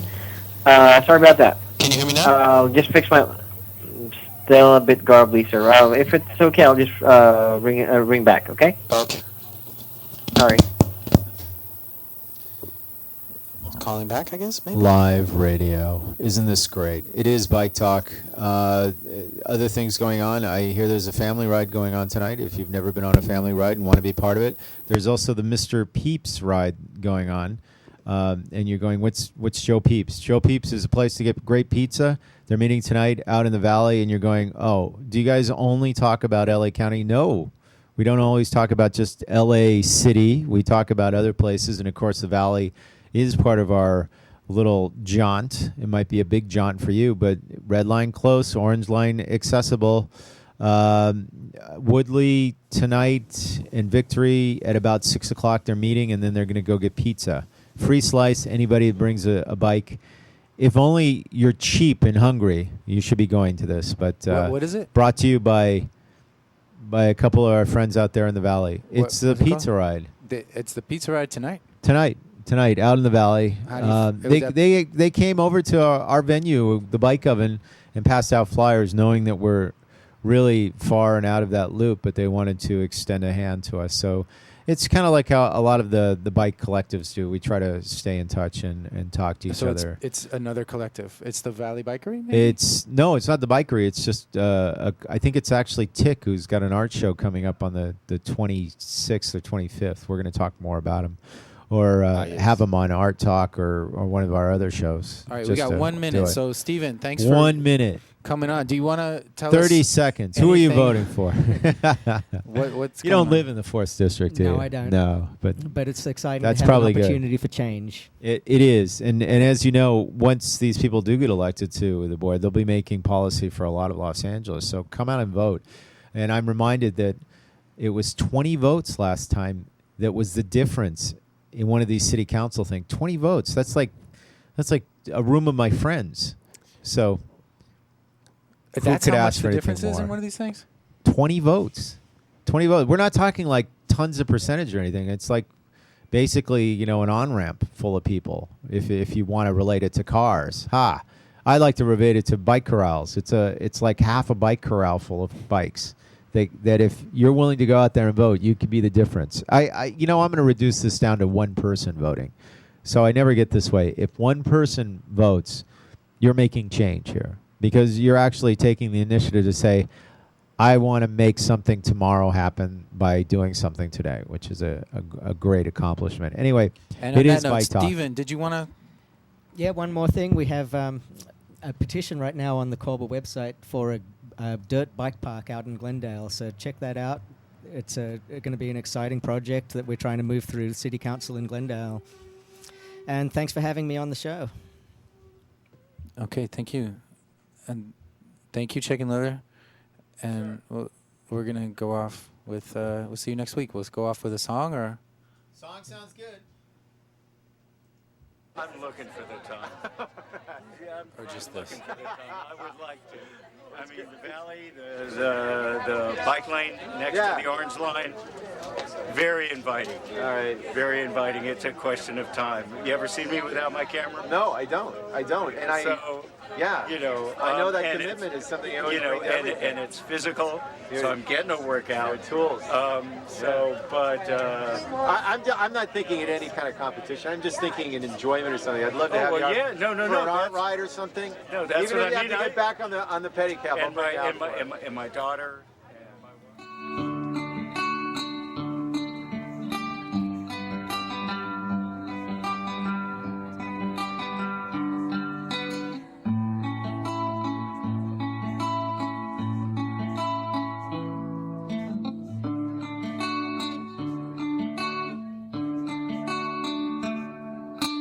Round and round the town we go on our bicycles. Round and round our pedals go, moving fast, moving slow. Up and down the hills we go, huffing, puffing as we go. Riding through the worst of storms, rain and sleet and snow. I ride my bicycle to work every day, and I take my bicycle home every night, dealing with cars that get in my way and dealing with potholes left and right. And when I ride my bicycle at night, I use a handlebar headlight so I can see where I'm going.